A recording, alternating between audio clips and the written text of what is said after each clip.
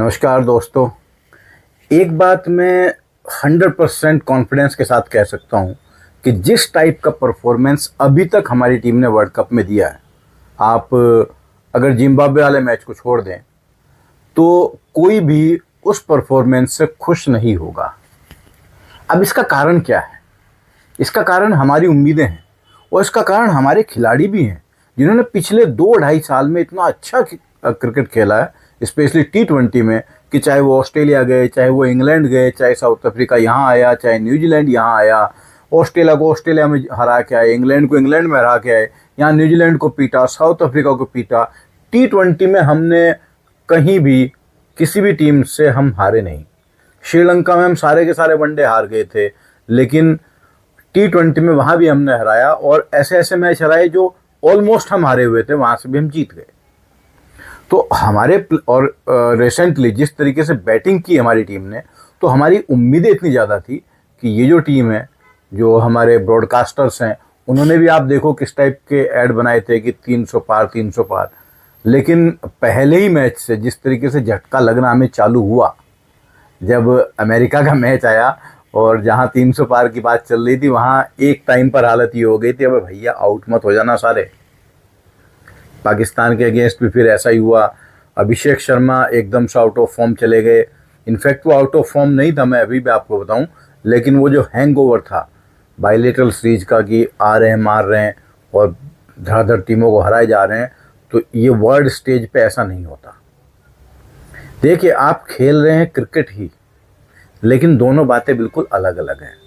जैसे ये बिल्कुल वैसा ही होता है जैसे आप कोई एग्ज़ाम देने जाते हैं। एग्जामिनेशन हॉल में आपसे वो पेपर उतना ईजिली सॉल्व नहीं हो पाता है, लेकिन जैसे आप एग्जामिनेशन हॉल से बाहर निकलते हैं तो बहुत सारे क्वेश्चन के आंसर अपने आप दिमाग में आने लगते हैं, और घर तक पहुंचते पहुंचते ऐसा लगने लगता है पेपर तो बड़ा सिंपल था यार, ये वहाँ बैठ के मुझे क्या हो गया था। वही सेम स्टोरी होती है।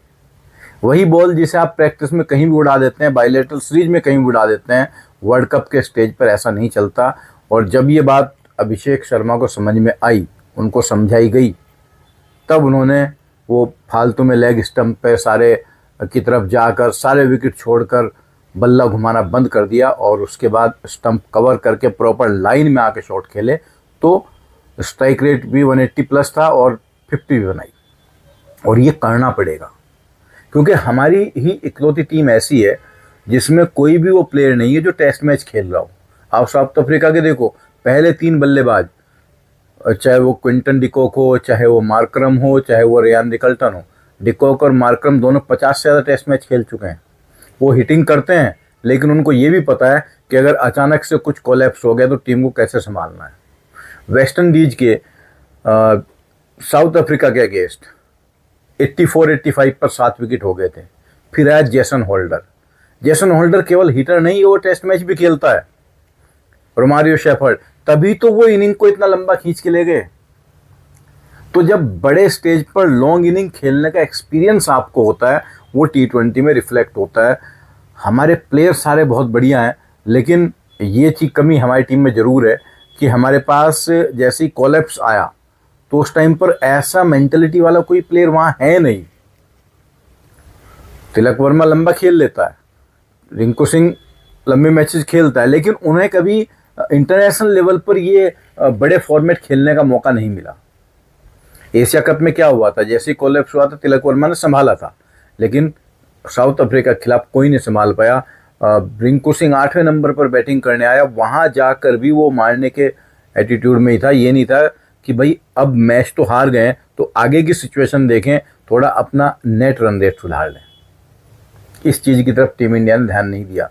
वो तो अच्छी बात है, हमारी किस्मत अच्छी है कि वेस्ट इंडीज वाले मैच में बारिश का कोई प्रेडिक्शन नहीं है, और वो वर्चुअल क्वार्टर फाइनल बना हुआ है, जो जीतेगा वो आगे चला जाएगा। आप सोचो कि अगर उस मैच में बारिश हो जाए तो क्या हम आगे जा सकते हैं? क्योंकि हमारा रन रेट तो एकदम नीचे लगा हुआ है ज़मीन में। हमने कितनी भयंकर गलती की है।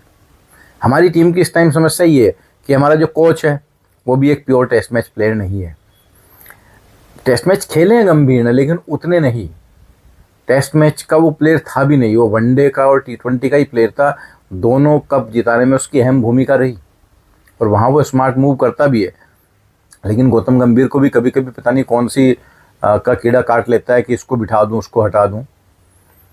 एक कमी तो सबसे बड़ी ये है, एक गौतम गंभीर का एटीट्यूड तो है ही, दूसरा ये कि हमारी टीम के पास वो प्रॉपर टेस्ट मैच वाला कोई भी बैट्समैन नहीं है। श्रेयस अय्यर या यशस्वी जायसवाल में से कोई होना चाहिए था।